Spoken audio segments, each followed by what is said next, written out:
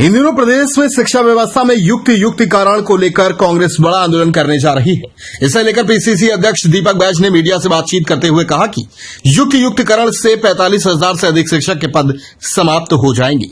इसके कारण 10,000 स्कूल बंद हो जाएंगे। वहीं बस्तर के 1625 स्कूल बंद हो जाएंगे। उन्होंने सरकार पर आरोप लगाते हुए यह भी कहा कि शिक्षकों की नई भर्तियां न करना पड़े, इसलिए सरकार शिक्षकों को युक्तिकरण कर रही है। उन्होंने आगे यह भी कहा शायद सरकार षड्यंत्र के तहत शिक्षा व्यवस्था चौपट करने में लगी है। उन्होंने सरकार को चेतावनी देते हुए कहा कि सरकार को शिक्षा नीति में बदलाव करना चाहिए, अन्यथा कांग्रेस इस नीति के विरुद्ध आंदोलन करेगी। जगदलपुर से एसडी राज की रिपोर्ट।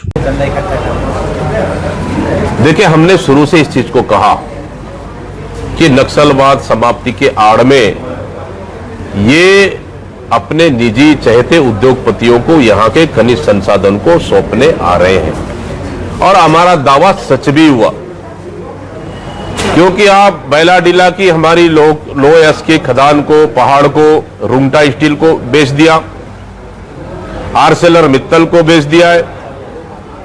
भारतीय जनता पार्टी की सरकार थी तो आरती स्पंज को उन्होंने बेच दिया।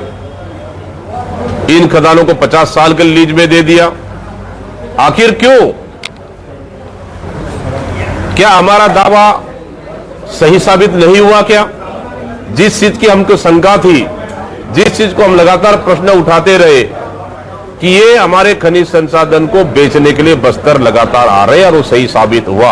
और फिर मैं कह रहा हूं, बहुत जल्द ही अडानी का एंट्री होने वाला है। अडानी का भी एंट्री हो जाएगा, आप देखते रहना। उस दिन कहना मेरा दावा गलत है, इसका भी जल्द एंट्री होने वाला है। इसलिए क्योंकि इन कंपनियों ने भारतीय जनता पार्टी को चंदा देते बॉन्ड के रूप में। रुंगटा स्टील ने दिया 50 करोड़, फिर आर्सेलर मित्तल ने दिया 50 करोड़। इसलिए उनका कर्ज का अदा कर रही है भारतीय जनता पार्टी और सरकार। लेकिन भारतीय जनता पार्टी के यहां बस्तर में 12 में से 8 विधायक हैं, 1 मंत्री, 1 प्रदेश अध्यक्ष। एक शब्द उनके मुंह से नहीं निकल रहा है कि निजी उद्योगपतियों को देना चाहिए कि नहीं देना चाहिए। हां या ना में जवाब आना चाहिए।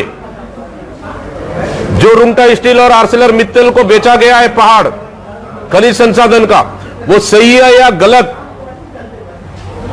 इसका बयान आना चाहिए।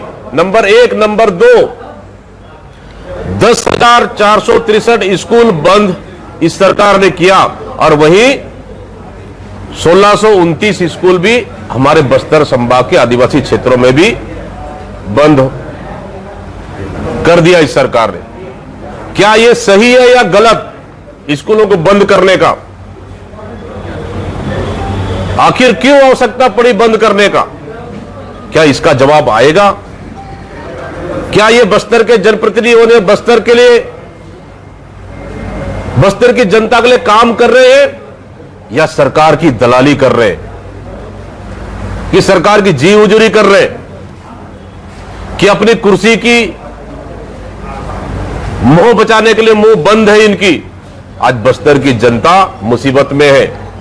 आज बस्तर की जनता को इस सरकार और ये सब मिलकर लूट रहे हैं। आज बस्तर की जनता को एक स्वपुर्त आंदोलन कर इस सरकार से लड़ने की आवश्यकता है, वो हमने शुरू कर दिया है।